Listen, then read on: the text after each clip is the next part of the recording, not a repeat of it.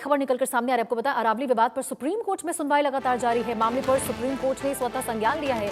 विरोध के बाद आपको बता दें सुप्रीम कोर्ट ने इस मामले को स्वतः संज्ञान में लिया था और सीजेआई सूर्यकांत की अध्यक्षता वाली बेंच लगातार इस पर सुनवाई कर रही है। तो बता दें कि जिस प्रकार से एक जो परिभाषा तय की गई थी अरावली की 100 मीटर या उससे ज्यादा ऊंचाई वाली जो पहाड़ी होगी वही केवल अरावली की श्रेणी में आएगी। उसके बाद आपको बता दें देश में तमाम जगहों पर लोगों का विरोध प्रदर्शन देखने को मिला था। तमाम जो विपक्षी पार्टियां हैं और जो तमाम लोग हैं, जो पर्यावरणविद हैं, वो तमाम लोगों के द्वारा अरावली को लेकर उसकी नई परिभाषा को लेकर विवाद खड़ा हो गया था। और आपको बता दें इस मुद्दे पर जोरदार नारेबाजी, जोरदार आंदोलन और प्रदर्शन पूरे देश भर में होता नजर आया, जिसके बाद इस पूरे मामले को सुप्रीम कोर्ट ने स्वतः संज्ञान में लिया। और फिलहाल आपको बता दें सुप्रीम कोर्ट में इस मामले पर, पूरे मुद्दे पर आज सुनवाई चल रही है। सुप्रीम कोर्ट ने इस मामले को स्वतः संज्ञान में लिया और उसके बाद आपको बता दें इसके ऊपर आज सुनवाई चल रही है। तो सीजेआई सूर्यकांत की अध्यक्षता वाली बेंच आपको बता दें इस मामले में सुनवाई करती नजर आ रही है।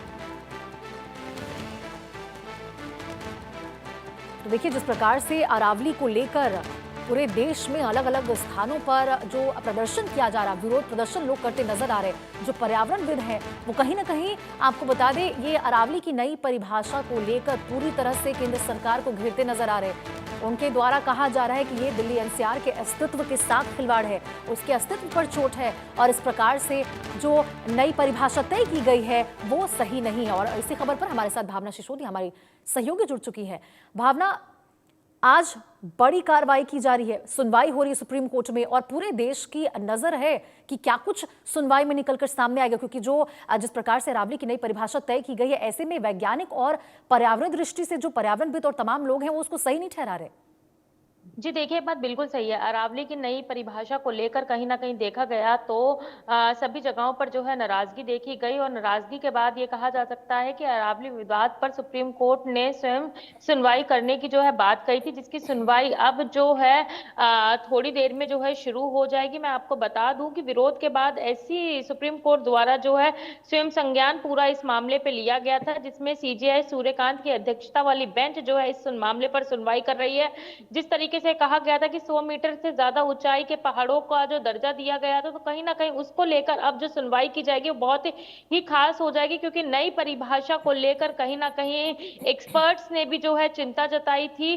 तो उसको लेकर जो है अब कुछ ही देर में जब सुनवाई शुरू होगी तो देखना खास ये होगा कि आखिरकार इस सुनवाई में नई परिभाषा को क्या बदला जाता है, या फिर जिस तरीके से अरावली पहाड़ों को के ऊपर एक तरीके से संकट बरकरार है वो संकट इसी तरीके से बरकरार रहता है। बिल्कुल भावना, क्योंकि जो लोग हैं, जो विरोध प्रदर्शन तमाम लोग करते नजर आ रहे हैं और अब भी कांग्रेस पार्टी हो या फिर तमाम जो विपक्षी दल है उनके द्वारा या फिर जो पर्यावरणविद सड़कों पर उतर आए हैं अरावली को लेकर, नई परिभाषा को लेकर, उनकी तो यही चिंता है कि यदि जो 100 मीटर या फिर 100 मीटर से ऊंचाई वाली पहाड़ियों को यदि सिर्फ अरावली की श्रेणी में रखा जाएगा तो क्या खनन को या फिर जो अवैध निर्माण है उसको खुली छूट नहीं मिल जाएगी? जी देखिए, बात बिल्कुल सही है। जिस तरीके से 100 मीटर से ज्यादा ऊंचाई को ही पहाड़ों का दर्जा दिया गया है, उसको लेकर ये साफ तौर पे कहा जा रहा है कि कहीं ना कहीं ये कहा जा सकता है कि अवैध खनन जो है वो बहुत ही ज्यादा बढ़ता हुआ नजर आएगा। एक तरीके से उनको पनाह देने वाली बात जो है परिभाषा में कही जा रही है। तो इसी को लेकर जो जब लोगों में नाराजगी देखी गई थी, पर्यावरण विभाग में नाराजगी देखी गई थी और तमाम राजनीतिक दल जब इसका विरोध करते हुए नजर आ रहे, तो उसके बाद जिस तरीके से सुप्रीम कोर्ट ने इस मामले को स्वयं संज्ञान में लिया, तो अब इस मामले में जब सुनवाई होगी तो कहीं ना कहीं सुनवाई का इंतजार करना होगा कि आखिरकार इस सुनवाई में क्या निकलकर सामने आता है और सुप्रीम कोर्ट इस नई परिभाषा के ऊपर क्या फैसला देता है।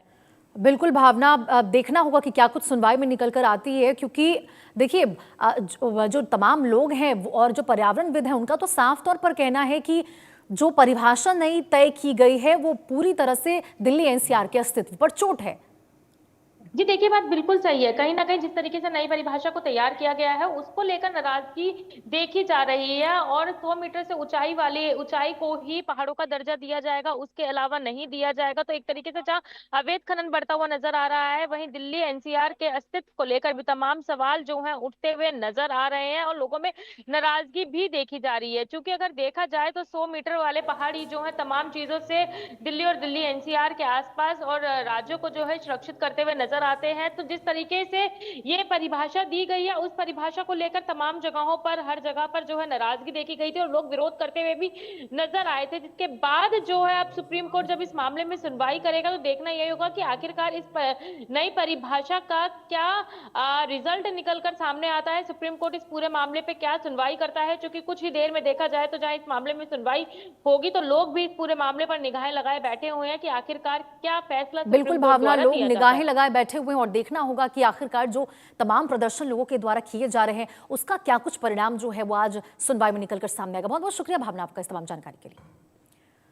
तो आपको बताएं, अजमेर में अरावली पर्वतमाला को बचाने के लिए एनएसयूआई ने अनोखा प्रदर्शन किया है। एनएसयूआई जिला अध्यक्ष अंकित घारू ने ऑक्सीजन मास्क लगाकर मसाल जुलूस निकाला है। नरेश और अजमेर से आपको ये रिपोर्ट दिखाते हैं। एनएसयूआई ने ऑक्सीजन मास्क लगा के अरावली बचाने के लिए आज पैदल मार्च मसाल जुलूस निकाला है। ये हम बात कहते हैं इनमें किस तरह का पैदल मार्च निकाला है अरावली के लिए। हाँ जी, किस तरह का अरावली को बचाने के लिए मास्क लगा के निकाला गया है? जिस प्रकार केंद्र में बैठी खोखलाई सरकार जो कि 100 मीटर से नीचे की पहाड़ियों को अरावली मानने से इनकार कर रही है और उनको तोड़ने के जो नियम लागू करे उसको लेकर आज युवा सड़कों पर है। आज हमने चिंगारी जलाकर सरकार को जगाने का प्रयास किया है और मास्क लगाकर हमने आने वाले समय का बताया है कि अगर इस तरीके से अरावली को अगर काटा जाता है, तोड़ा जाता है तो आने वाले समय में मास्क लगाना पड़ेगा और आमजन को उससे कहीं ना कहीं नुकसान पहुंचेगा। उस सरकार को चेताने का काम हमने किया है, क्योंकि मास्क। और इस बीच एक बड़ी खबर निकलकर सामने